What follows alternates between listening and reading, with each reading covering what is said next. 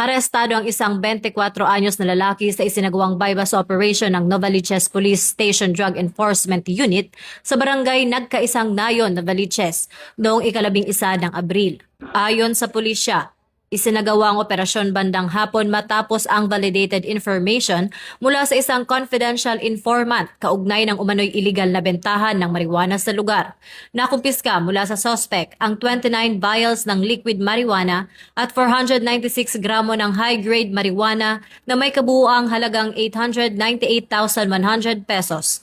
Wala ring naitalang dating record ang suspect. Patuloy ang investigasyon ng mga otoridad upang matukoy ang pinagmula ng droga at posibleng network sa likod nito. Habang inihahanda na ang kasong paglabag sa RA 9165 o ang Comprehensive Dangerous Drugs Act of 2002 laban sa kanya.